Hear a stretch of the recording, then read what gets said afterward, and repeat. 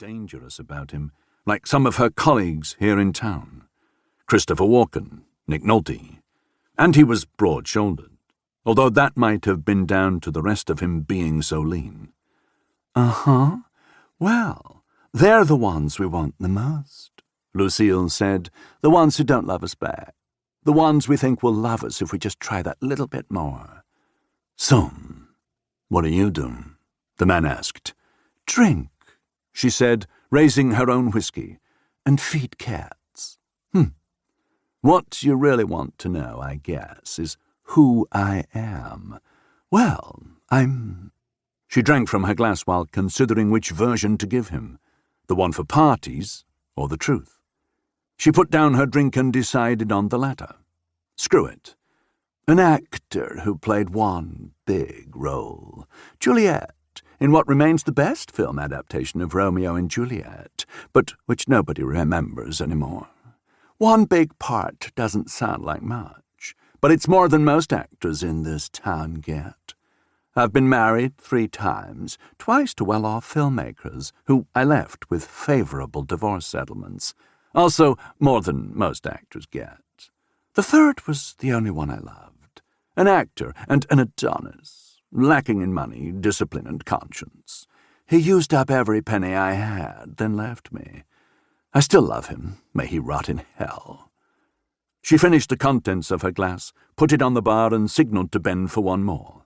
And because I always fall for what I can't get, I've invested money I don't have in a movie project with an enticingly big part for an older lady.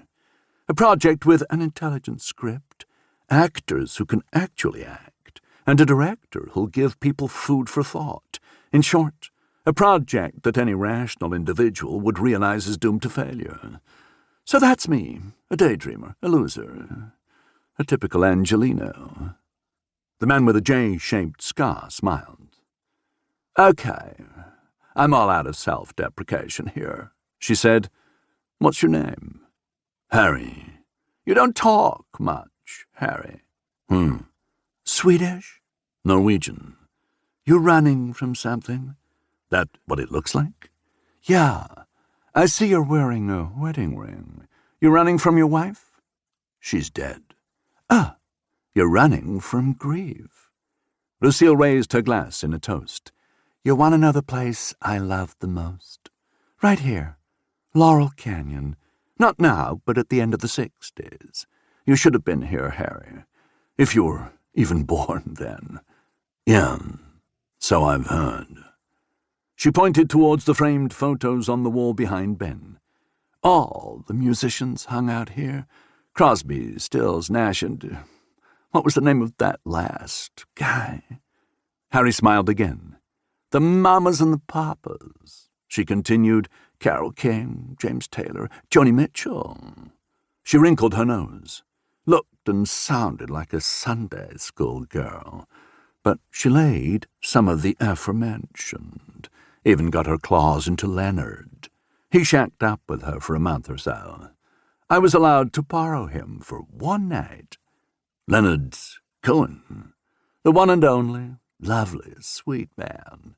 He taught me a little something about writing rhyming verse. Most people make the mistake of opening with their one good line and then write some half-decent forced rhyme on the next one. The trick is to put the forced rhyme in the first sentence. Then no one will notice it. Just take a look at the banal first line of, "Hey, that's no way to say goodbye," and compare it with the beauty of the second line. There's a natural elegance to both sentences. We hear it that way because we think the writer is thinking in the same sequence as he writes. Little wonder, really. After all, people are inclined to believe that what is happening is a result of what's gone before, and not the other way around. So what happens is a result of what will happen. Exactly, Harry. You get that, right? I don't know. Can you give me an example? Sure. She downed her drink. He must have heard something in her tone because she saw him raise an eyebrow and quickly scan the bar. What's happening at present is that I'm telling you about how I owe...